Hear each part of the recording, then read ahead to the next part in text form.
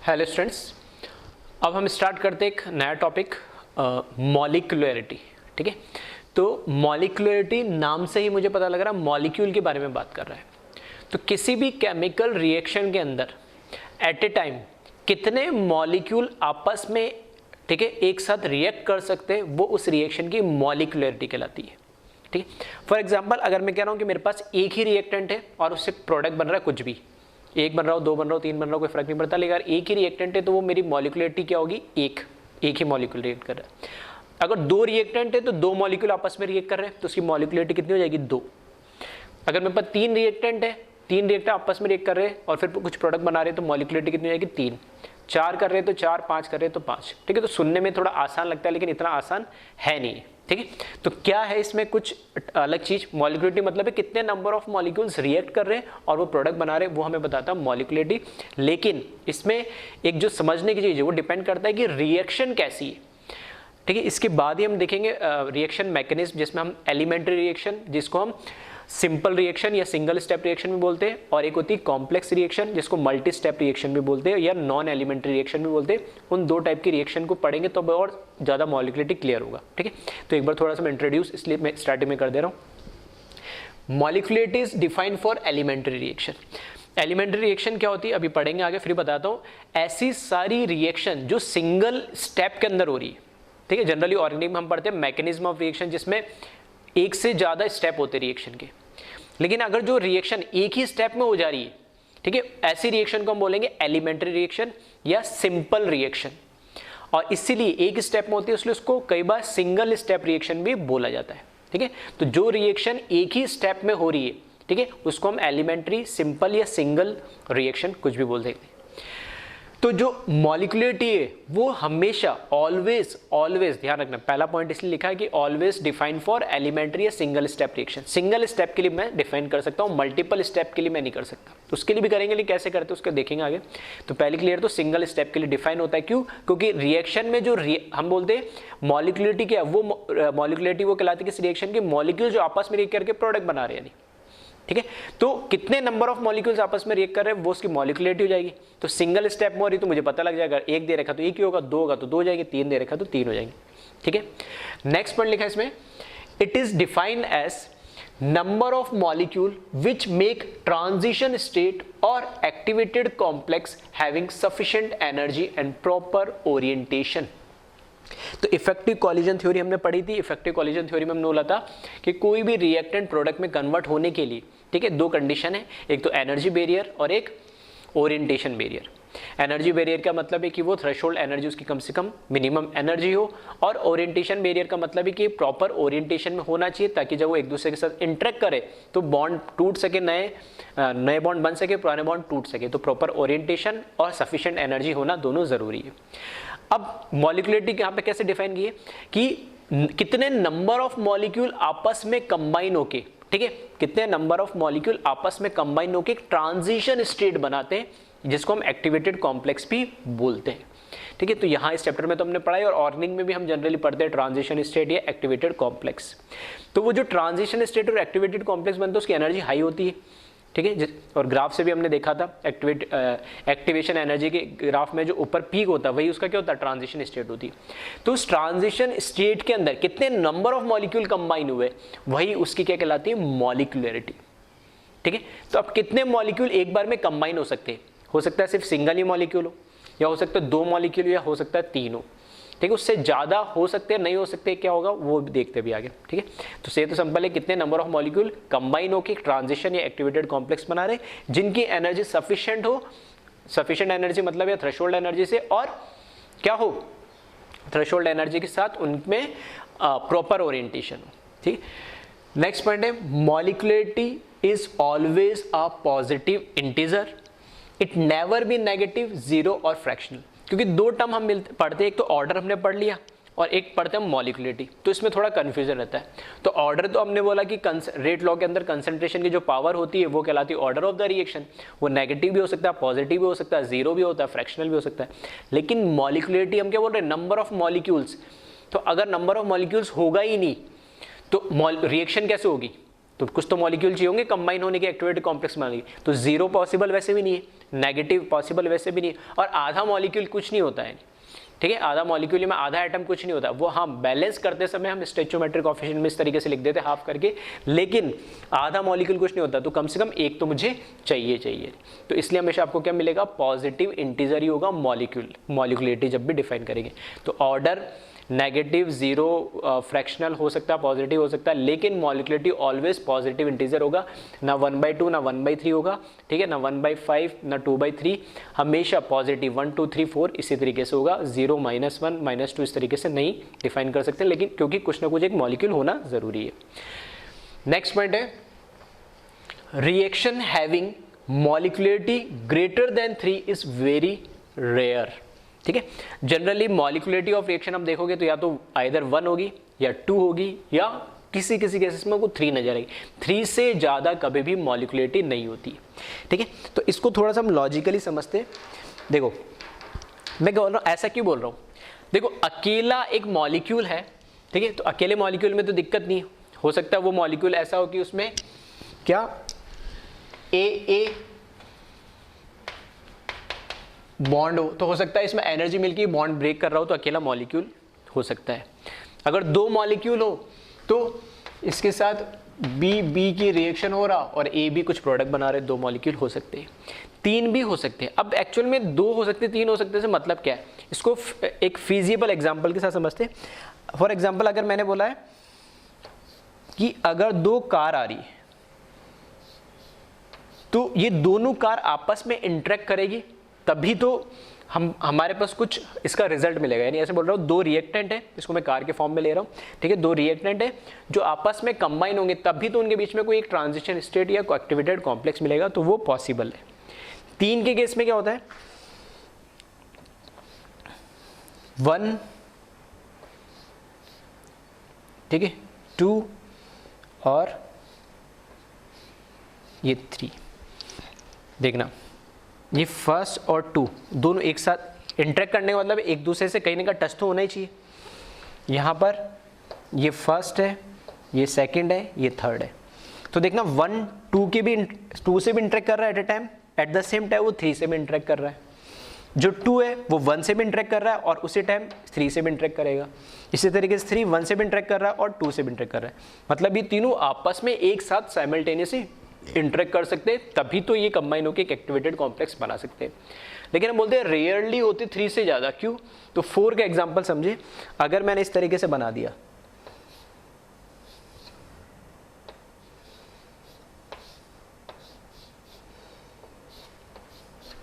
ठीक है, अगर इस तरीके से मैंने बना दिया और इसको नंबरिंग दे दी 1 2 3 और 4, ठीक है, 4 मॉलिक्यूल है, 4 कार आ रही है। देखना 1 जो है वो 2 और 4 से तो इंटरेक्ट कर सकती है, लेकिन अभी 3 से डायरेक्ट इंटरेक्ट नहीं कर सकती। अगर वो जब 2 और 4 से इंटरेक्ट करेगी तो इसका कॉर्नर और इसका कॉर्नर टच हो जाएगा, लेकिन इसके बीच में कोई डायरेक्ट इंटरेक्शन अभी नहीं हो सकता एट ए साइमल्टेनियस वे में।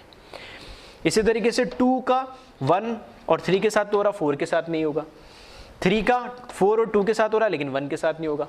4 का 1 2 3 के साथ हो रहा और 2 के साथ नहीं होगा, ठीक है। तो बहुत ही रेयर कंडीशन या बहुत ही रेयर रिएक्शन होती है जिसके अंदर मॉलिक्यूलरिटी 4 हो, मतलब 4 मॉलिक्यूल एक साथ एक दूसरे के साथ इंटरेक्ट करके और एक एक्टिवेटेड कॉम्प्लेक्स या ट्रांजिशन स्टेट बनाए। तो जनरली सिंगल हो सकता है, कोई दिक्कत नहीं, 2 इंटरेक्ट कर सकते हैं आपस में, 3 कर सकते हैं, लेकिन 4 करना बहुत ही रेयर होता है। इसलिए मॉलिक्यूलरिटी भी आपको 1 2 या 3 ही ऑब्जर्व होती है मैक्सिमम केसेस में, ठीक है। तो लॉजिकल वे में मैंने समझाने की कोशिश करी। फिर आ जाओ नेक्स्ट, फॉर एलिमेंट्री रिएक्शन, ठीक है, for elementary reaction order of reaction is equals to molecularity of reaction.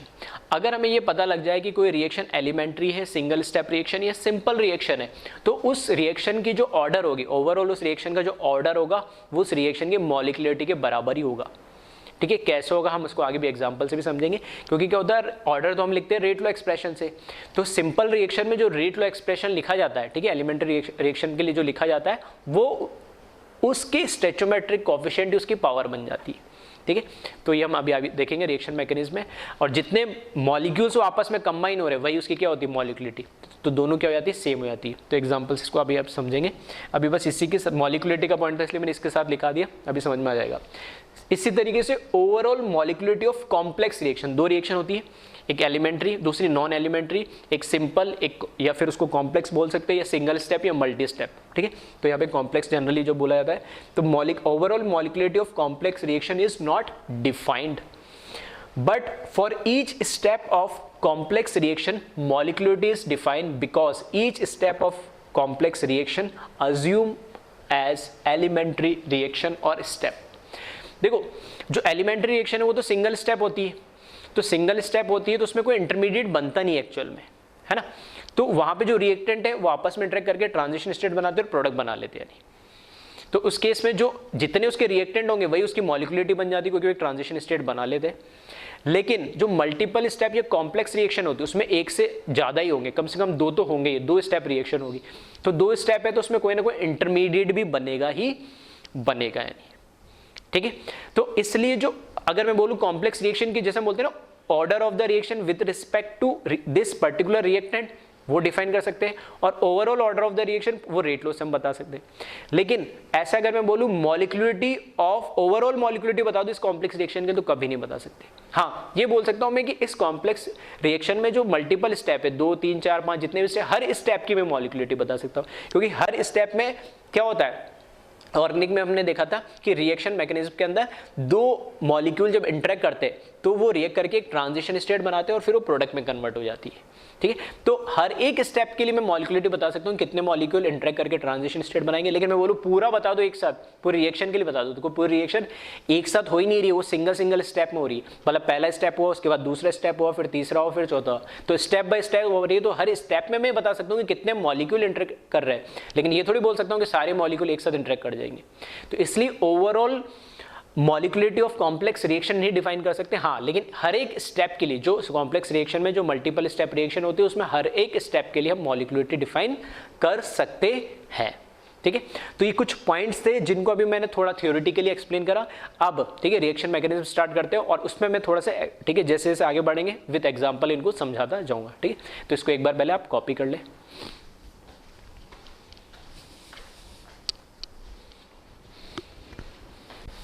Next topic है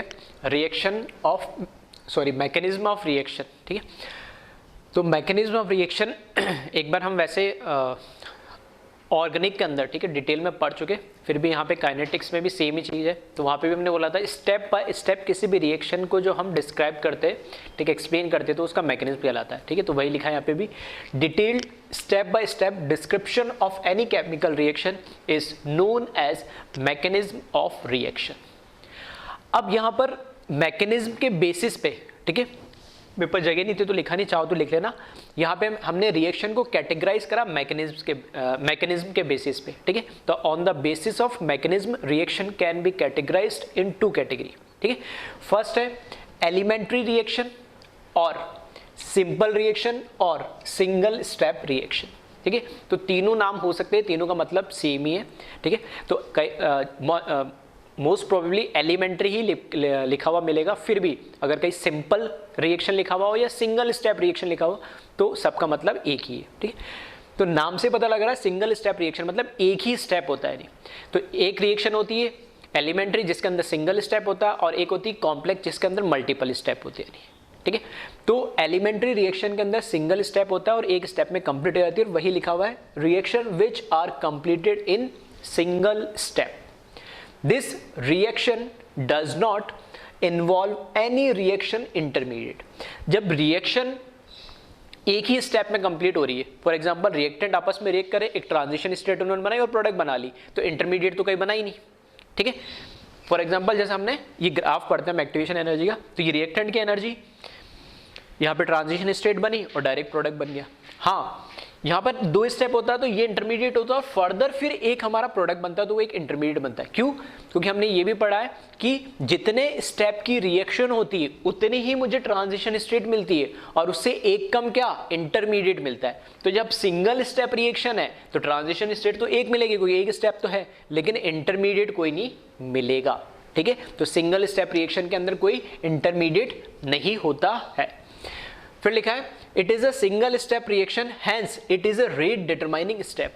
अब हम जहां पे हम मैकेनिज्म पढ़ते थे ऑर्गेनिक में, तो हम जनरली लिखते थे 3 4 5 स्टेप लिखे, फिर हम वहां पे बताते हैं कि ये आरडीएस स्टेप है। आरडीएस स्टेप वो होता है slowest step among the all step which is taking enough time to complete the reaction. ठीक, तो जो सबसे ज्यादा टाइम लेता है रिएक्शन को कंप्लीट करने के लिए उसे हम स्लोवेस्ट स्टेप बोलते हैं, और वही हमारा रेट डिटरमाइनिंग स्टेप होता है। उससे भी डिपेंड करता है कि रिएक्शन कितनी फास्ट होगी या नहीं होगी। ठीक है, लेकिन यहां पे जब एक ही स्टेप है तो अब ये स्टेप कितना भी धीरे हो या कितने भी फास्ट हो, सारी रेट ऑफ रिएक्शन तो इसी स्टेप पे डिपेंड करेगी ना। हाँ, 2 स्टेप होते तो मैं कंपेयर करता कि पहले कौन सा होगा बाद में कौन सा होगा, कौन ज्यादा टाइम ले रहा, तो वो रेट डिटरमाइनिंग होगा। लेकिन जहाँ सिंगल स्टेप है तो वो सिंगल स्टेप ही क्या बन जाएगा, रेट डिटरमाइनिंग स्टेप बन जाएगा। और अगर हमें किसी रिएक्शन के अंदर आरडीएस स्टेप पता है, तो आरडीएस स्टेप पता है तो मैं उसका रेट लॉ एक्सप्रेशन डायरेक्टली लिख सकता हूँ। ठीक है, तो उसी के लिए मैंने एग्जांपल लिखा है यहाँ पे। तो यहाँ पर एक एग्जांपल लिखा मैंने H2 + I2 combine and form 2HI। अब कोई भी रिएक्शन देख के कभी भी, ठीक है, मैंने कोई अननोन के फॉर्म में नहीं लिया, एक फिजिकल एग्जांपल लिया रिएक्शन का। ठीक है, हाइड्रोजन आयोडीन मिक्स होकर हाइड्रोजन आयोडाइड बना रही है। तो किसी भी रिएक्शन को कभी भी देख के मैं, भले नोन हो या अननोन हो, ठीक है, हाँ आपने याद कर लियो कि ये रिएक्शन, ठीक है, एलिमेंट्री है या ये रिएक्शन नॉन एलिमेंट्री या कॉम्प्लेक्स है, वो एक अलग बात है। ठीक है, लेकिन कभी भी किसी रिएक्शन को हम देख के नहीं बता सकते कि ये सिंपल या एलिमेंट्री रिएक्शन है या कॉम्प्लेक्स रिएक्शन है। आ रही मेरी बात समझ में? तो एलिमेंट्री होगी या नॉन एलिमेंट्री हो गया, सिंपल हो गया, कॉम्प्लेक्स होगी, ठीक है, सिंगल स्टेप होगी, मल्टीपल स्टेप होगी, ये कभी भी हम रिएक्शन को देख के डायरेक्टली नहीं बता सकते हमें। ठीक है, ये या तो मुझे याद ही कर लिया हो मैंने कई बुक्स में पढ़ के, वो अलग चीज है, एक्सपेरिमेंटल वो डेटा मैंने देख के मुझे पता हो, या फिर जब तक ये लिखा हुआ ना हो, जैसे रिएक्शन में लिखा है ये एक एलिमेंट्री रिएक्शन है, तब तक हम उसको नहीं मानेंगे कि एलिमेंट्री रिएक्शन है, ना ही उसको हम मानेंगे कॉम्प्लेक्स रिएक्शन है। हाँ, कॉम्प्लेक्स रिएक्शन में तो एक से ज्यादा स्टेप लिखोगे तो पता लग जाएगा कॉम्प्लेक्स है, लेकिन सिंगल स्टेप में नहीं लिखा है तो हम उसको नहीं मानेंगे। तो यहाँ लिख दिया एलिमेंट्री रिएक्शन है, और एलिमेंट्री रिएक्शन है तो इसका जो रेट लॉ एक्सप्रेशन होगा वो डायरेक्टली लिख सकता हूँ R = K। और एलिमेंट्री रिएक्शन में जो रिएक्टेंट होते हैं, ठीक है, वही उसके रेट लॉ एक्सप्रेशन के अंदर कंसिडर भी करते हैं। अब ध्यान रखना, 2 रिएक्टेंट है तो दोनों लिखोगे, 3 होते 3 लिखता, 4 होते 4 लिखता, 1 होता तो 1 लिखता। तो यहाँ पे 2 रिएक्टेंट है एलिमेंट्री रिएक्शन में तो दोनों ही कंसंट्रेशन लिखूंगा, और इनका ऑर्डर क्या लिखूंगा, हाइड्रोजन का ऑर्डर वही होगा जो इनका स्टोइचियोमेट्रिक कोएफिशिएंट होगा। फिर से ध्यान से सुनना, मैं क्या बोल रहा हूँ, सिर्फ और सिर्फ एलिमेंट्री रिएक्शन या सिंपल रिएक्शन या सिंगल स्टेप रिएक्शन के लिए एप्लीकेबल है ये। अगर मुझे पता लग गया कि रिएक्शन एलिमेंट्री है, सिंपल है या सिंगल स्टेप रिएक्शन है, तब मैं रेट लॉ एक्सप्रेशन डायरेक्ट लिख सकता हूं। जो रिएक्टेंट होंगे उसके वो सारे कंसंट्रेशन टर्म में आ जाएंगे। क्यों? क्योंकि इनकी रेट इन पे ही डिपेंड करेगी, क्योंकि यही तो कंबाइन होकर प्रोडक्ट बना रहे। ठीक है, तो इनकी कंसंट्रेशन पे डिपेंड करना ही करना है। दूसरा, इनका ऑर्डर क्या होगा, जो इनकी स्टोइचियोमेट्रिक कोएफिशिएंट होगा इंडिविजुअल रिएक्टेंट का, वही उनका ऑर्डर ऑफ द, ठीक है, रिएक्टेंट बन जाएगा। तो इसका स्टोइचियोमेट्रिक कोएफिशिएंट क्या है 1, तो इसका ऑर्डर भी हुआ 1। फिर I2 की कंसंट्रेशन, और इसका ऑर्डर भी क्या हुआ 1, क्योंकि इसका स्टोइचियोमेट्रिक कोएफिशिएंट क्या है 1। तो ये रेट लॉ एक्सप्रेशन हमने ली, इसके लिए लिख दिया है। कब लिख पाएंगे? अगर मुझे पता हो कि एलिमेंट्री रिएक्शन है तब। अब यहां से कितना सिंपल हो गया कि मुझे रेट लॉ एक्सप्रेशन भी लिख दिया, कुछ करना ही नहीं पड़ा। Order of the reaction, order of the reaction with respect to hydrogen 1, order of the reaction with respect to iodine 1, but overall order of the reaction क्या हुआ 1 + 1 2। ठीक है, तो यहां पर मैं लिख रहा हूं overall order of reaction which is 1 + 1 = 2। तो ये ऑर्डर ऑफ रिएक्शन क्या होता है, summation of power of all concentration term appear in the rate law expression. ठीक है, तो यहाँ पे जितने 2 कंसंट्रेशन टर्म आ रहे हैं और उनकी जो पावर है उनका समेशन करके लिखा है, तो ये overall order of the reaction. अब आते हैं, हम बात करते हैं मॉलिक्यूलरिटी की। क्योंकि ये सिंगल स्टेप रिएक्शन है तो यहाँ पर अगर हाइड्रोजन और आयोडीन होंगे वो दोनों कंबाइन होके एक ट्रांजिशन स्टेट बनाएंगे, और उस ट्रांजिशन स्टेट के अंदर दोनों ही होंगे और वो फिर एक प्रोडक्ट बना लेंगे यानी। ठीक है, तो यहाँ से यहाँ तक एक सफिशिएंट एनर्जी और सफिशिएंट एक प्रॉपर ओरिएंटेशन इनका होना चाहिए। तो जितने उसमें रिएक्टेंट है, ठीक है, जितने रिएक्टेंट है मतलब इनका कोएफिशिएंट भी ध्यान रखना, स्टोइचियोमेट्रिक कोएफिशिएंट, मतलब ये एक मॉलिक्यूल है, ये एक मॉलिक्यूल, तो एक और एक मॉलिक्यूल कितना हो गया 2, तो इसकी क्या, इसकी मॉलिक्यूलरिटी भी कितनी हो जाएगी 2। हाँ, अगर मान लो कोई रिएक्शन ऐसे होती है यहाँ पे 2 होता 1 होता तो मैं 2 + 1 3 लिखता, अगर यहाँ पे 2 + 2 होता तो मैं कितना लिखता 4 लिखता। आ रही मेरी बात समझ में? अगर ये एलिमेंट्री रिएक्शन है जो हमने लिख दिया यहाँ पे, तो देखना क्योंकि जो इसका स्टोइचोमेट्रिक कोफिशिएंट होगा वही इसकी पावर बन जाएगी रेट लॉ एक्सप्रेशन में।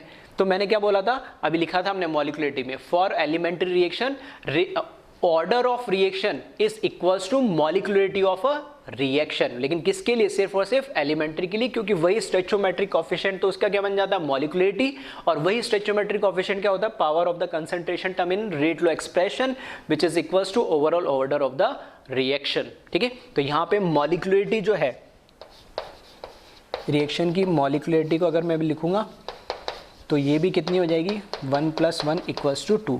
तो ऑर्डर और देखना मॉलिक्युलरिटी दोनों की आएगी सेम। और कब आएगी ये, जब रिएक्शन क्या होगी, एलिमेंट्री रिएक्शन होगी, सिंगल स्टेप होगी, सिंपल रिएक्शन होगी। ठीक है, तो आई थिंक आपको समझ में आएगा थोड़ा मॉलिक्युलरिटी भी, और किस तरीके से हम रेट लॉ एक्सप्रेशन लिखते हैं सिंगल एलिमेंट्री रिएक्शन के लिए। और एलिमेंट्री रिएक्शन में सिर्फ एक ही इस तरह का कर्व बनेगा, मतलब ऐसे बोल सकते हैं एक ही पहाड़ बनेगा जिसमें एक ही ट्रांजिशन स्टेट आएगी, क्योंकि एक ही स्टेप में रिएक्शन हो रही है। ठीक है, तो इसको आप कॉपी करें।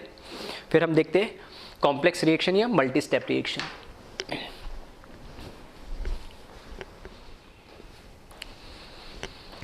नेक्स्ट जो रिएक्शन है उसे हम बोलते हैं कॉम्प्लेक्स रिएक्शन।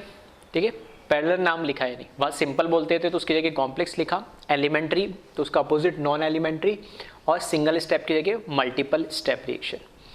फर्स्ट पॉइंट लिखा है इसमें, reaction which completed in more than 1 step. ठीक है, एक से ज़्यादा स्टेप तो होंगे ही होंगे। ठीक है, कम से कम 2 स्टेप आपको मिलेंगे, उसके अलावा 2, 3, 4, 5 कितने भी हो सकते हैं। नेक्स्ट पॉइंट लिखा है, it always involve reaction intermediate.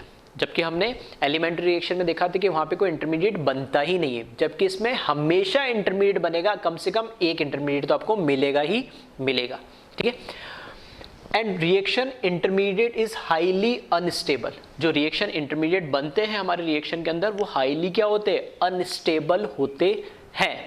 ठीक है, फिर लिखा है इसका आगे, they form after reaction started and destroyed before completion of reaction and they never be appear in rate law expression। ठीक है, तो 2-3 पॉइंट एक साथ आ गए।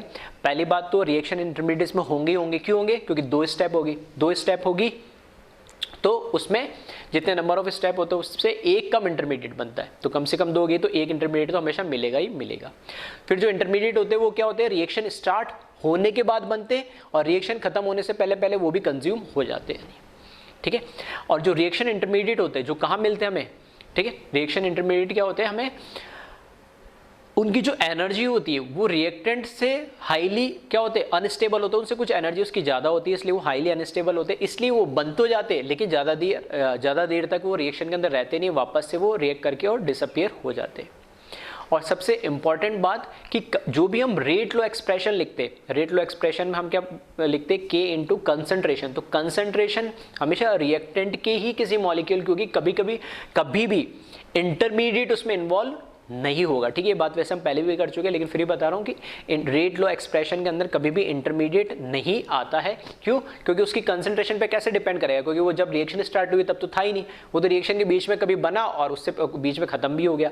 ठीक है, तो वो कुछ टेम्परेरी टाइम के लिए जनरेट होकर वापस डिस्ट्रॉयड हो जाता है, इसलिए उसकी रेट लॉ एक्सप्रेशन में उसकी कंसंट्रेशन को कंसिडर नहीं करते।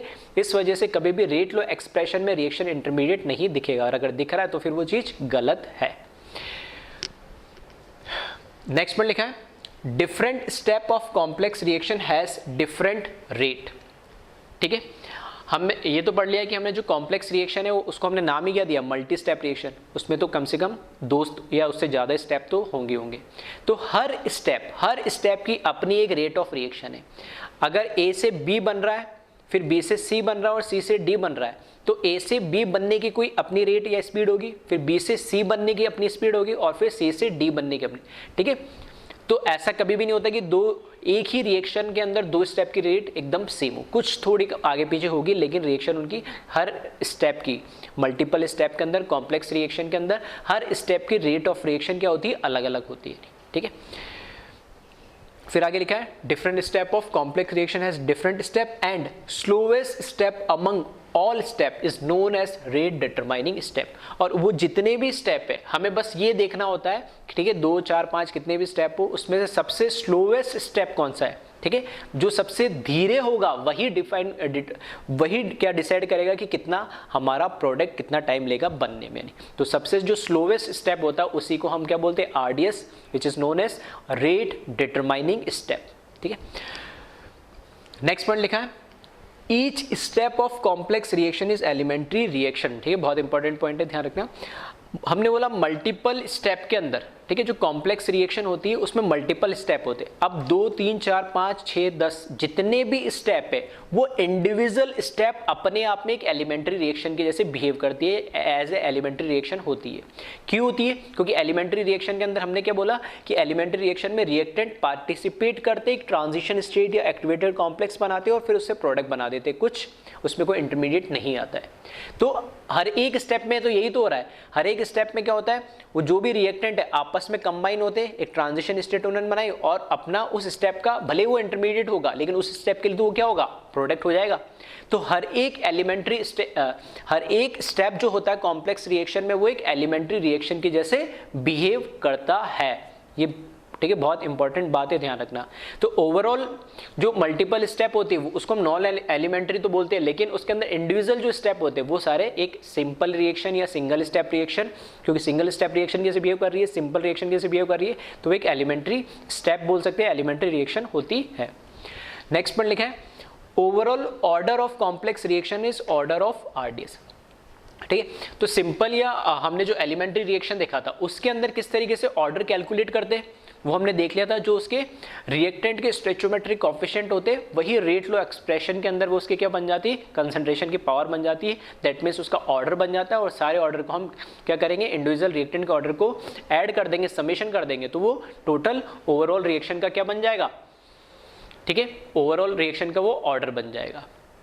और यहां पर क्या है कि इसने बोला है कि अगर मेरे को कॉम्प्लेक्स रिएक्शन की ओवरऑल ऑर्डर कैलकुलेट करनी है तो जो मल्टीपल स्टेप्स है 2 4 5 10 उसमें से एक ही स्टेप होगा जो सबसे स्लोवेस्ट होगा, जिसे हम क्या बोलते हैं, आरडीएस। तो हमारा काम है सिर्फ आरडीएस को ढूंढना। आरडीएस अगर हमें एक बार पता लग गया तो उस आरडीएस का, ठीक है, जो आरडीएस का रेट लो एक्सप्रेशन होगा, ठीक है, वही उस कॉम्प्लेक्स रिएक्शन का भी रेट लो एक्सप्रेशन होगा और वही उस ओवरऑल रिएक्शन का क्या होगा, ऑर्डर भी होगा, जो इस रेट लो एक्सप्रेशन में जितने भी रिएक्टेंट की कंसंट्रेशन की पावर आ रही बात समझ में। सिंगल स्टेप में तो सोचना ही नहीं है, ठीक है, सिंगल स्टेप में तो एक स्टेप है, लेकिन मल्टी स्टेप में बस एक ही काम है, आरडीएस ढूंढना। जैसे मुझे पता लग गया ये आरडीएस है तो आरडीएस के अकॉर्डिंग मैं रेट लो एक्सप्रेशन लिखूंगा और उस रेट लो एक्सप्रेशन में जो रिएक्टेंट दे रखे होंगे, ठीक है, उनका जो भी अगर, क्योंकि हम क्या बोला है, आरडीएस मिल गया तो आरडीएस ही क्या डिसाइड करेगा, रेट डिटरमाइनिंग स्टेप होगा, तो उसी के अकॉर्डिंग हम क्या लिखेंगे, रेट लो एक्सप्रेशन लिखेंगे।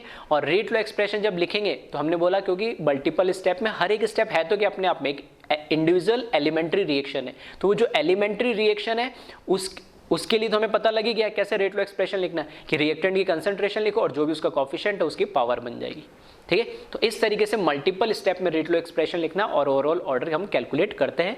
तो हम ऐसे बोल सकते हैं जो आरडीएस स्टेप का ऑर्डर रहता है वही ओवरऑल रिएक्शन का भी क्या होता है, ऑर्डर होता है।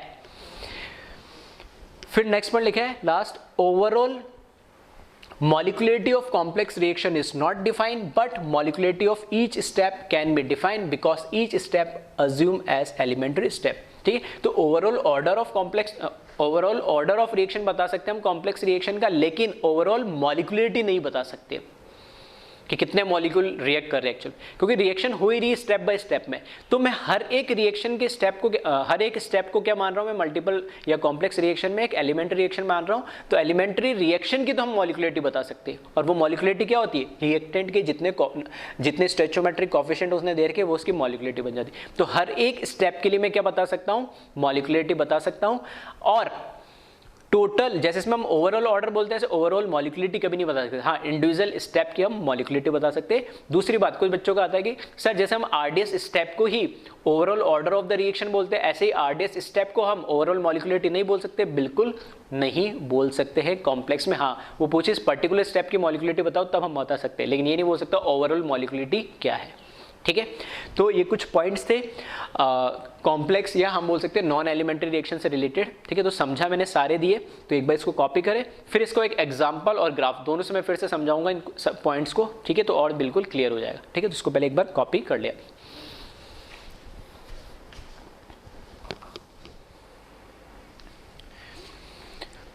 ठीक है, एक एग्जाम्पल से हम समझते हैं कॉम्प्लेक्स रिएक्शन को। यहाँ पे मैंने एक रिएक्शन लिखी है, ए रिएक्टेंट से बी प्रोडक्ट बन रहा है, और यहाँ मैंने लिखा delta H for this reaction is positive. That means ये रिएक्शन कैसी है, एंडोथर्मिक रिएक्शन है, इसमें एनर्जी एब्जॉर्ब हो रही है। इस रिएक्शन का मैकेनिज्म भी हमें लिखा हुआ दे रखा है, ठीक है। इसने बोला पहले स्टेप 1 में ए से सी बन रहा है, फिर स्टेप 2 में सी से डी बन रहा है, और स्टेप 3 में डी से फिर बी बन रहा है, ठीक है। इन सबको ऐड करोगे तो डी से डी, सी से सी कैंसिल होगा, ए और बी फाइनल आपको मिल जाएगा, ठीक है। तो ये रिएक्शन का मैकेनिज्म दे रखा, दैट मीन्स 3 स्टेप रिएक्शन है। साथ में ये हमेशा आपको इस तरीके से, ठीक है, केमिकल काइनेटिक्स में हमेशा आपको इस तरीके से लिखा हुआ देगा, या तो स्लो या स्लोवेस्ट ऐसा कुछ लिखा हुआ देगा। तो जैसे इसमें लिख दिया इसने स्लोवेस्ट, मतलब 3 स्टेप में से जो फर्स्ट स्टेप वो स्लोवेस्ट स्टेप है। यहाँ पर फास्टेस्ट इसने लिख दिया किसके लिए, सेकंड स्टेप के लिए, ठीक है। फास्टेस्ट लिखा हुआ हो या नहीं हो उससे कोई इतना फर्क नहीं पड़ेगा, लेकिन स्लो या स्लोवेस्ट हमेशा लिखा हुआ होना चाहिए, जिससे हमें ये पता लगता है कि वो स्टेप का कौन सा होता है, आरडीएस स्टेप होता है। जो सबसे स्लोवेस्ट स्टेप होता है वो एक आरडीएस स्टेप होता है। तो यहाँ पर, ठीक है, यहाँ पर जो स्टेप कौन सा 1 है, ये हमारा आरडीएस स्टेप है, ठीक है। ये आरडीएस स्टेप हुआ, तो इस तरीके से हमें आइडेंटिफाई करना है कि कौन सा आरडीएस स्टेप है। तो जो लिखा हुआ होगा ये, ठीक है, तो परेशान होने की जरूरत नहीं होगा। अननोन में होगा तो भी, और नॉन रिएक्शन होगी उसका मैकेनिज्म लिखा होगा तो भी उसका आरडीएस स्टेप लिखा होगा। स्लो लिखा होगा तो हम आरडीएस हो जाएगा। आरडीएस होने का मतलब क्या, आरडीएस होने का मतलब ये है कि ये बहुत स्लो होगी। और स्लो क्यों होगी, क्योंकि उसमें जो रिएक्टेंट से प्रोडक्ट में कन्वर्ट हो रहा है उस स्टेप के लिए, पर्टिकुलर स्टेप के लिए। जैसे यहाँ पे रिएक्टेंट ए और इसका प्रोडक्ट क्या है, सी है, ठीक है। तो यहाँ पर जो रिएक्टेंट से प्रोडक्ट में कन्वर्ट हो रहा है, उसके अंदर जो रिएक्टेंट से लेके कहाँ तक, ट्रांजिशन स्टेट तक हम जाते हैं, तो उसके बीच में एनर्जी गैप सबसे ज्यादा होगा। और उस एनर्जी गैप को हम क्या बोलते हैं, ट्रांजिशन स्टेट, जहां पर किसकी एनर्जी होती है, हम थ्रेशोल्ड एनर्जी बोलते हैं। और नीचे रिएक्टेंट की एनर्जी का डिफरेंस हमको क्या बोलते हैं, एक्टिवेशन एनर्जी। तो एक्टिवेशन एनर्जी स्लोएस्ट स्टेप की सबसे ज्यादा होती है, इसलिए जितनी ज्यादा एनर्जी चाहिए होगी, ठीक है, उस एनर्जी बैरियर को क्रॉस करने के लिए उतनी ही वो रिएक्शन क्या होगी, स्लो होगी, ठीक है। तो यहां पर मैं कह सकता हूं कि EA इसके लिए, ठीक है, स्टेप 1 के लिए जो E है वो मैक्सिमम है, ठीक है, अमंग ऑल स्टेप्स। और यहां पे लिख दिए फास्टेस्ट स्टेप है कौन सा, C से D में कन्वर्ट होना, फास्टेस्ट स्टेप है। दैट इज जो EA होगा इसके लिए वो क्या होगा, मिनिमम होगा। मतलब एनर्जी क्या चाहिए होगी, बहुत कम चाहिए होगी, इजिली वो क्या कर जाएगा, स्टेप बहुत जल्दी हो जाएगा। और कब होगा, जहाँ पे एक्टिवेशन एनर्जी क्या होगी, कम होगी। थर्ड स्टेप के बारे में कुछ नहीं लिखा, तो क्योंकि यहाँ पे स्लोएस्ट लिख दिया, मतलब इन तीनों में से सबसे स्लो ही होगा। फास्टेस्ट लिख दिया, तीनों में सबसे फास्ट, मतलब जो स्टेप 3 है, ठीक है, स्टेप 3 है, ये इन बिटवीन इन दोनों के बीच में इसकी रेट होगी। यानी तो यहां से मैं एक चीज तो बोल सकता हूँ, एक कंक्लूजन तो निकाल सकता हूँ। अगर मेरे को एक्टिवेशन एनर्जी पूछी है स्टेप 1 और 2 और 3 की, ठीक है, तो मैं बोल सकता हूँ एक्टिवेशन एनर्जी जो होगी, एक्टिवेशन एनर्जी का ऑर्डर जो होगा वो सबसे ज्यादा तो होगी स्टेप 1 की, उससे कम होगी स्टेप 3 की, और स्टेप 2 की सबसे कम एक्टिवेशन एनर्जी होगी, क्योंकि वो फास्टेस्ट स्टेप है। यानी ठीक है, तो एक्टिवेशन एनर्जी 1 की सबसे ज्यादा, फिर 3 की, उसके बाद 2nd की। इसको ग्राफिकल फॉर्म में हमने एनर्जी प्रोफाइल डायग्राम में रिप्रेजेंट करा है, एनर्जी और प्रोग्रेस ऑफ रिएक्शन की फॉर्म में। ये है मेरा रिएक्टेंट A, ठीक है, और ये है मेरा प्रोडक्ट B। दोनों के बीच में जो एनर्जी डिफरेंस होता है उसी को हम क्या बोलते हैं, enthalpy of reaction, that is delta H, और वो क्या है, पॉजिटिव है। अब इसके अंदर जो C बन रहा है और एक D बन रहा है, क्या ये ओरिजिनल रिएक्शन में, ठीक है, मैकेनिज्म में जो भी दे रखा हो आपको हर स्टेप में ये चेक करना है, क्या वो ओरिजिनल रिएक्शन में है। क्या ओरिजिनल रिएक्शन में रिएक्टेंट और प्रोडक्ट की साइड देखूंगा तो सिर्फ A और B है। तो A और B के अलावा अगर मैकेनिज्म में कुछ भी लिखा हुआ है, कोई भी हमें मॉलिक्यूल लिखा हुआ, तो वो सारे क्या होंगे, उसके इंटरमीडिएट्स कहलाएंगे, ठीक है। तो यहां पर C भी ओरिजिनल इक्वेशन में नहीं है, ठीक है, रिएक्शन में नहीं, केमिकल रिएक्शन में, तो C भी इंटरमीडिएट है।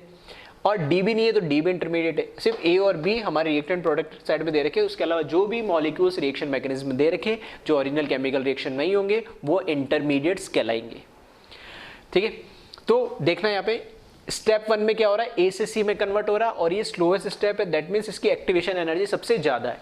तो ए से ये सी में ये जो I1 है, ठीक है, ये जो I1 है ये इंटरमीडिएट कौन सा है हमारे पास, ये जो I1 है ये है हमारा इंटरमीडिएट C। एक्चुअल में इंटरमीडिएट क्या है, Ca। इसकी एनर्जी, एक्टिवेशन एनर्जी सबसे ज्यादा है, तो ये X यहाँ पे क्या रिप्रेजेंट कर रहा है, activation energy of step 1। Activation energy of ये, क्योंकि अपने आप में ये क्या है, हमने पढ़ा अभी, ये भी अपने आप में एक एलिमेंट्री रिएक्शन है, ये भी अपने आप में एक एलिमेंट्री रिएक्शन है, ये भी अपने आप में एक एलिमेंट्री रिएक्शन है। तो स्टेप 1 के लिए ये एक्टिवेशन एनर्जी है X। फिर C से किस में कन्वर्ट हो रहा है, D में, तो यहां पर मेरा बना C। अब ये इसके लिए, क्योंकि ये अपने आप में एक एलिमेंट्री रिएक्शन है, तो ये इसके लिए रिएक्टेंट हो गया और ये इसके लिए प्रोडक्ट हो गया। तो इसके आगे क्योंकि इसकी एक्टिवेशन एनर्जी सबसे कम होगी स्टेप 2 की, तो देखना ये गैप भी मैंने सबसे कम रखा, इसका सबसे ज्यादा रखा है और इसका गैप सबसे कम रखा है। ठीक है, तो ये इसका ट्रांजिशन स्टेट और ये कहां पर आगे इंटरमीडिएट 2 जो कि क्या बना D। तो यहां पर ये I2 है, ये क्या है हमारा एक्चुअल में D बना है, सेकेंड इंटरमीडिएट है वो D है। ठीक है, ये जो Y है यहाँ पर, ये यहाँ पर क्या है, एक्टिवेशन एनर्जी ऑफ स्टेप 2 या रिएक्शन 2, स्टेप 2 रिएक्शन बोल सकते हैं। फिर उसके बाद थर्ड स्टेप में D से किस में कन्वर्ट हो रहा है, B के अंदर। तो यहाँ से देखना D हमारा जो इंटरमीडिएट उससे किस में कन्वर्ट हो रहा है, B के अंदर जो हमारा प्रोडक्ट है, और ये इसकी एक्टिवेशन एनर्जी है जो फर्स्ट स्टेप से तो क्या है, कम है, और सेकंड स्टेप से क्या है, ठीक है, दिख रहा है ज्यादा है। तो वो गैप भी मैंने इतना लिया थोड़ा ऑब्जर्वेबल हो। ठीक है, तो यहां से मुझे फाइनल प्रोडक्ट मिल गया। तो ये तो समझ में आ गया स्टेप 2 की एक्टिवेशन एनर्जी, स्टेप 1 की एक्टिवेशन एनर्जी, स्टेप 3 की एक्टिवेशन एनर्जी, ये एंथैल्पी ऑफ रिएक्शन। यहाँ पे मैंने W और लिख दी, ये W क्या है, W को ध्यान से देखोगे तो ये B और ये जो I2 D बना, इन दोनों के एनर्जी डिफरेंस है। तो अगर मैं इसको एक इंडिविजुअल रिएक्शन मानता हूँ थर्ड स्टेप को, जो कि एक एलिमेंट्री रिएक्शन होती है, तो मैं बोल सकता हूँ ये जो W है रिएक्टेंट और प्रोडक्ट की एनर्जी, क्योंकि ये मेरा प्रोडक्ट है ये मेरा रिएक्टेंट है, दोनों का एनर्जी डिफरेंस होता है, उसको हम क्या बोलते हैं, एंथैल्पी। लेकिन यहाँ पर एंथैल्पी ऑफ रिएक्शन ही है, enthalpy of step third reaction है, थर्ड स्टेप की इंडिविजुअल एंथैल्पी। ठीक है, तो आपको इस तरीके से क्वेश्चंस बनते हैं जिसमें ग्राफिकल एनर्जी प्रोफाइल डायग्राम दे देंगे और अननोन की फॉर्म में XYZ, ठीक है, यहाँ पे ABCD लिख देंगे और वो पूछ लेगा ऑप्शन में ये क्या क्या है, क्या रिप्रेजेंट कर रहा है। तो यहाँ जैसे डेल्टा एच लिख दिया तो वो तो हमें पता है, तो मैं लिख दिया, यहाँ पे भी अननोन के फॉर्म में लिखा हो सकता है। तो यहाँ पर ये तो मुझे बता रहा है enthalpy, overall enthalpy of reaction है ये एंथैल्पी ऑफ स्टेप थर्ड है। ठीक है, क्योंकि यहाँ पर इसकी एनर्जी ज्यादा है, इसकी एनर्जी कम है, तो इसने एनर्जी क्या करी, रिलीज करी। ये स्टेप कैसा हो गया, एक्सोथर्मिक स्टेप है। ठीक है, इसी तरीके से यहाँ से देखना, इसने भी एनर्जी क्या करी, रिलीज करी, तो स्टेप 2 भी क्या एक्सोथर्मिक है। ये स्टेप कैसा, एंडोथर्मिक है, एनर्जी इसने एब्जॉर्ब करी है। ठीक है, तो ये एनर्जी प्रोफाइल डायग्राम से हम रिप्रेजेंट कर सकते हैं। तो चाहे तो हम लिख सकते हैं यहाँ पे जो X है ये क्या है, activation energy for step 1 reaction. सही है, ये क्या है, एक्टिवेशन एनर्जी स्टेप 1 रिएक्शन। इसी तरीके से Y के लिए लिख सकते हैं एक्टिवेशन एनर्जी और स्टेप 2 रिएक्शन, और Z के लिए भी लिख देंगे activation energy for step 3 third reaction. W का ध्यान रखना, W क्या है, delta H for step third reaction. ठीक है, तो इस तरीके से मैकेनिज्म में कुछ भी अननोन फॉर्म में क्वेश्चंस पूछे जा सकते हैं। और एनर्जी प्रोफाइल डायग्राम वैसे हम ऑर्गेनिक में भी पढ़ चुके हैं, फिर भी एक बार मैंने यहाँ पर बता दिया। ठीक है, तो एक बार इसको ध्यान से देख ले और कॉपी कर ले। ठीक है,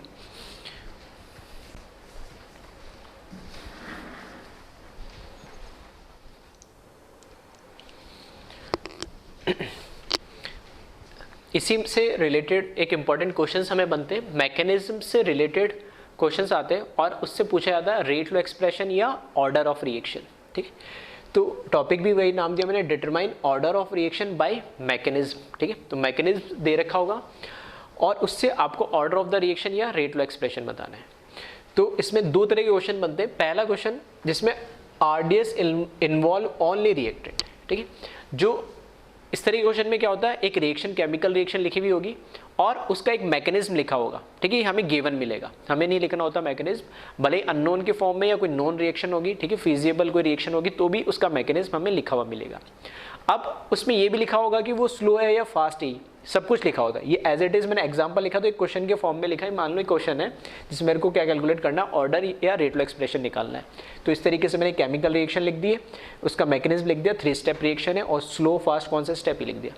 अब इसमें हमें क्या करना होता है, बस हमारा काम इतना है, 2 कैटेगरी में क्या डिवाइड करा, ये एग्जांपल मैंने ऐसा लिया कि इसमें जो RDS स्टेप है उसमें सिर्फ और सिर्फ रिएक्टेंट होगा, नहीं, ठीक है, इंटरमीडिएट नहीं होगा। केस 2 होगा जिसमें RDS के अंदर इंटरमीडिएट भी इन्वॉल्व होता है, ठीक है, तो उससे फर्क क्या पड़ता है, ठीक है, उसको आप आगे देखें, पहले टाइप के क्वेश्चन को देखते हैं जो कि बहुत ही सिंपल होता है।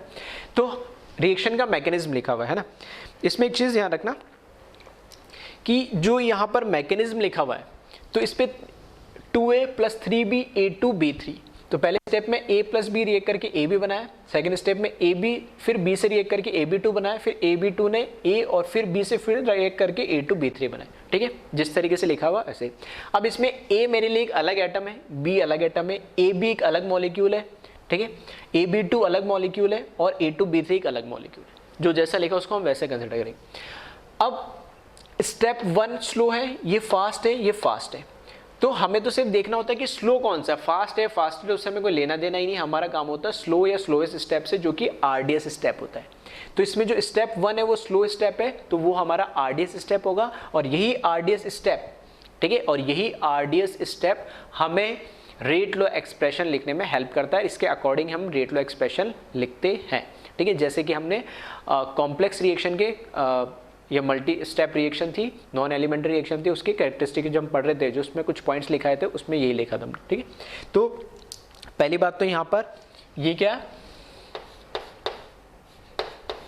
तो हमें बस इस तरीके से रिएक्शन लिखी होगी, देख के मुझे पता लगाएगा RDS स्टेप कौन सा है, ठीक है। तो क्योंकि यहाँ पर step 1 is slowest, hence it is RDS, और RDS स्टेप मुझे एक बार पता लग गया, ठीक है, RDS स्टेप मुझे एक बार पता लग गया, तो इसके लिए मैं रेट लॉ एक्सप्रेशन लिख सकता हूँ R = K। अब RDS स्टेप, क्योंकि ये अपने आप में क्या एलिमेंट्री रिएक्शन है, और एलिमेंट्री रिएक्शन के लिए हम रेट लॉ एक्सप्रेशन में क्या करते हैं, जो रिएक्टेंट होता है उनकी कंसंट्रेशन लिखेंगे A, और इनका जो स्टोइचोमेट्रिक कोएफिशिएंट है क्या दे रखा है 1, तो वो ही उसका क्या होता है, पावर बन जाता है, ऑर्डर बन जाता है, कंसंट्रेशन ऑफ B और इसकी पावर है 1। तो ये इस ओवरऑल रिएक्शन का रेट लॉ एक्सप्रेशन है, और इस तरीके से कॉम्प्लेक्स रिएक्शन के लिए rate law expression RDS step से लिखा जाता है। तो जो उसका रिएक्टेंट जो लिखे होते हैं वो कंसंट्रेशन में आते हैं टर्म में, और उनका कोएफिशिएंट उनकी पावर बन जाती है। अब एक बार रेट लॉ एक्सप्रेशन लिख दिया तो ऑर्डर ऑफ द रिएक्शन क्या हो जाएगा, ऑर्डर ऑफ रिएक्शन 1 + 1 = 2, तो सेकेंड ऑर्डर रिएक्शन हो जाएगी। अब इसी में हम मॉलिक्यूलरिटी की भी बात कर लेते हैं ना, तो हमने बोला था कि जो कॉम्प्लेक्स रिएक्शन होती है ना, उसमें जो मॉलिक्यूलरिटी होती है वो ओवरऑल रिएक्शन के लिए नहीं हम बता सकते, हाँ, लेकिन इंडिविजुअल स्टेप के लिए बता सकते हैं। ये इंडिविजुअल स्टेप के लिए इसलिए बता सकते हैं क्योंकि हर एक स्टेप अपने आप में एक एलिमेंट्री है। तो इसके अंदर कितने रिएक्टेंट एलिमेंट्री है, तो कितने रिएक्टेंट A और B, मतलब 2 रिएक्टेंट पार्टिसिपेट कर रहे हैं, 2 रिएक्टेंट रिएक्ट कर रहे हैं, तो इसकी मॉलिक्यूलरिटी कितनी होगी 3। स्टेप 2 के अंदर बात करें तो इसकी मॉलिक्यूलरिटी देखें, इसके अंदर कितने मॉलिक्यूल पार्टिसिपेट कर रहे हैं रिएक्टेंट के, AB के अंदर एक अपने आप में एक मॉलिक्यूल है, B एक एटम है, तो 2, ठीक है, 2 मॉलिक्यूल या 2 रिएक्टेंट इसमें पार्टिसिपेट कर रहे हैं, तो इसकी इसमें मॉलिक्यूलरिटी कितनी होगी 2, ठीक है, 2 है इसमें, A और B 2 है, तो यहाँ पर 2, इधर भी AB अपने आप में एक मॉलिक्यूल और एक एटम, मतलब 2 स्पीसीज रिएक्ट कर रही, तो यहाँ पर इसकी मॉलिक्यूलरिटी भी 2। स्टेप 3 की अगर मैं बात करूँ तो इसकी मॉलिक्यूलरिटी की अगर मैं बोलूँ तो इसकी मॉलिक्यूलरिटी क्या होगा, यहाँ पे देखना AB2 एक अलग मॉलिक्यूल है, फिर A एक अलग एटम है, B अलग एटम, तो टोटल 1 2 3 3 स्पीसीज रिएक्ट कर रही, तो इसकी मॉलिक्यूलिटी क्या है 3। तो इस तरीके से हम इंडिविजुअल स्टेप की तो मॉलिक्यूलिटी बता सकते हैं, लेकिन ओवरऑल रिएक्शन की कोई मॉलिक्यूलिटी नहीं होती है। हाँ, ऐसे में बोल सकता हूँ इस रेट ऑफ रिएक्शन के अंदर ए के रेस्पेक्ट में जो ऑर्डर है वो फर्स्ट है, बी के रेस्पेक्ट में फर्स्ट ऑर्डर है, overall order of the reaction is 2। तो ये पहले टाइप का सिंपल सा रिएक्शन होता है। इतना बड़ा ये क्वेश्चन लिखा हुआ आएगा, आपको सिर्फ रेट लो एक्सप्रेशन लिखना है आरडीएस देख के, और ठीक है ऑर्डर ऑफ द रिएक्शन बता देना है। ठीक, दूसरा जो क्वेश्चन है केस 2, जिसमें आरडीएस के अंदर इंटरमीडिएट भी इन्वॉल्व होता है। ठीक है, तो वो थोड़ा सा हमें उसको क्या करना पड़ता है, एलिमिनेट करना पड़ता है। कैसे करते हैं उसको हम देखते हैं। ठीक है, तो उसको कॉपी करें पहले एक बार।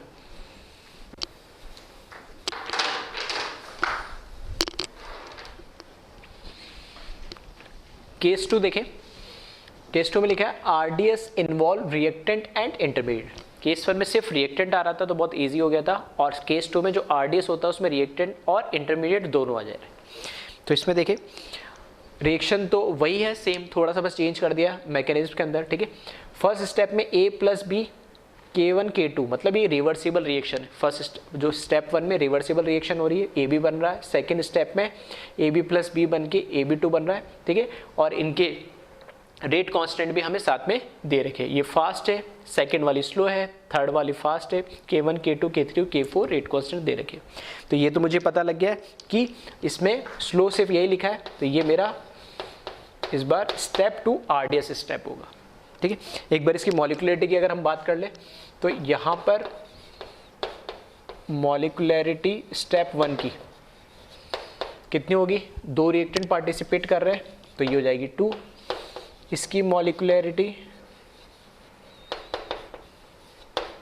इसमें भी 1 और 2 स्पेसीज पार्टिसिपेट कर रहे हैं, 2 रिएक्टेंट, तो इसके भी 2, और इसकी मॉलिक्यूलरिटी 1 2 3।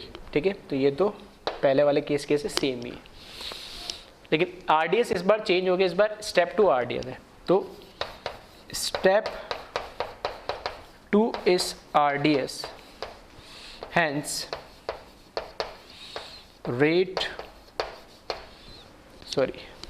step 2 is, ठीक है, स्लो है, step 2 is slow, hence it is RDS। तो जो स्लोवेस्ट होगा या स्लोएस्ट स्टेप होगा उसको हम RDS बोलेंगे। तो रेट लो एक्सप्रेशन इसके अकॉर्डिंग लिखेंगे, तो इसमें देखना ये पहले से दे दिया इन्होंने, तो इसको मैं K3 नाम दे दूँ इसके अकॉर्डिंग।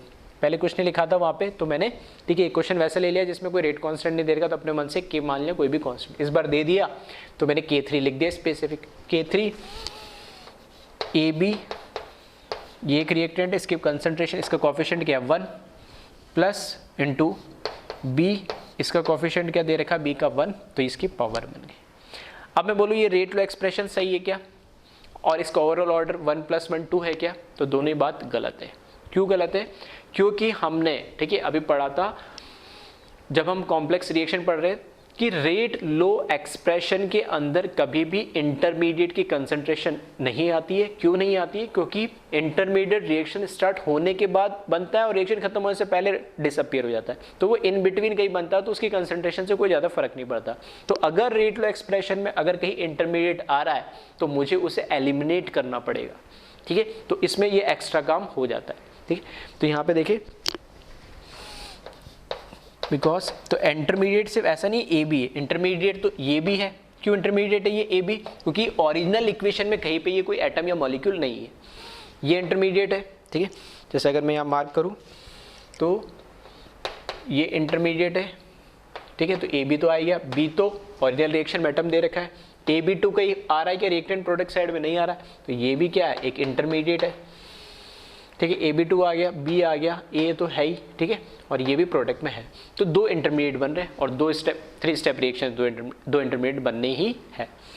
तो यहाँ पे क्योंकि रेट लो एक्सप्रेशन के अंदर यहाँ पे हमारे पास AB आया, तो AB इज एन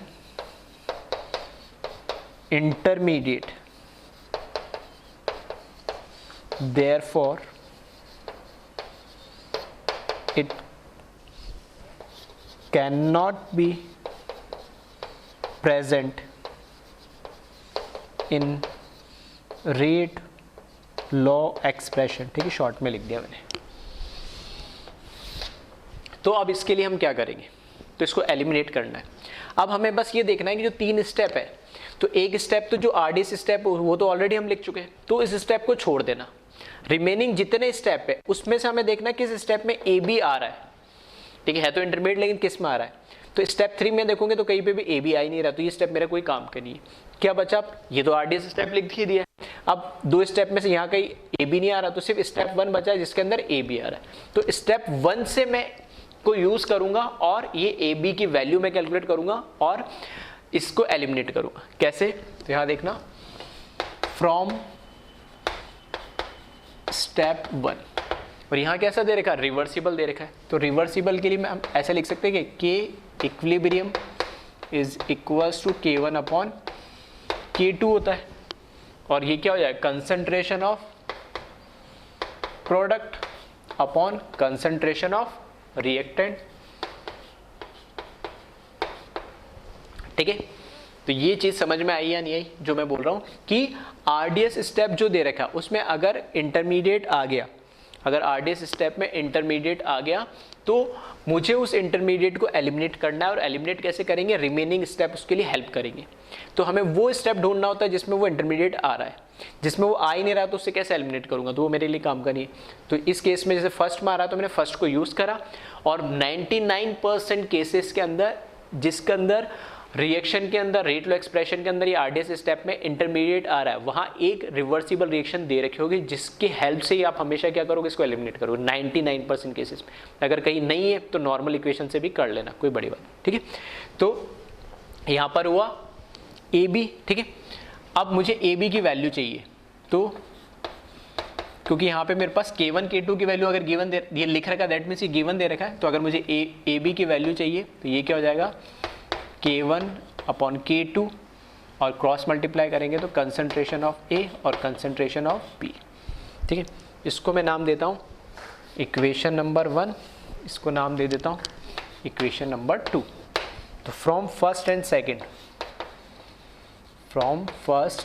सेकेंड मतलब मैं क्या करूँगा, फर्स्ट इक्वेशन में जो AB आ रहा है उसकी जगह में ये वैल्यू पुट कर दूंगा। तो रेट लॉ एक्सप्रेशन के अंदर ये K3 तो पहले से लिखा हुआ ही था, इस AB की जगह में क्या लिखूंगा, K1 अपॉन K2, फिर concentration of A, concentration of B, और कंसंट्रेशन ऑफ B तो पहले से था ही, ठीक है। तो ये वाला जो टर्म है ये मैंने इस AB से रिप्लेस करा, और ये कंसंट्रेशन ऑफ B K3 पहले से था। इसको थोड़ा सिंप्लीफाई कर ले तो ये आ जाएगा K1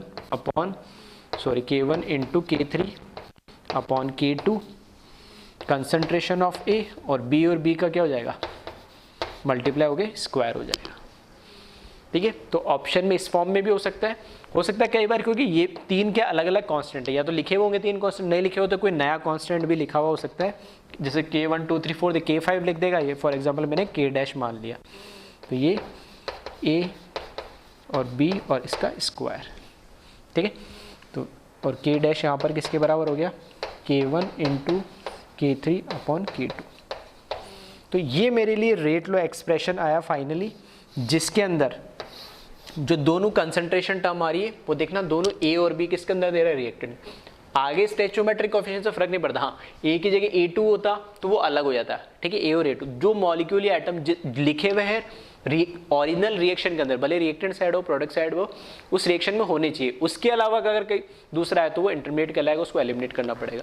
तो इस केस में जो ऑर्डर ऑफ रिएक्शन है, ठीक है, तो जो ऑर्डर ऑफ रिएक्शन है वो क्या हो जाएगा, 1 + 2 इज इक्वल्स टू 3 आ जाएगा। इसकी पावर 1, इसकी पावर 2, तो 1 + 2 is equals to 3 order of reaction, ठीक। तो 2 तरह के क्वेश्चन बनते हैं, तो दोनों टाइप मैंने बता दिए। तो ऐसे काफ़ी क्वेश्चन आपको मिल जाएंगे, तो उसको आप प्रैक्टिस कर ले, ठीक है। तो एक बार इसको नोट कर ले, एक बार फिर से देख लो और ध्यान से कॉपी कर ले।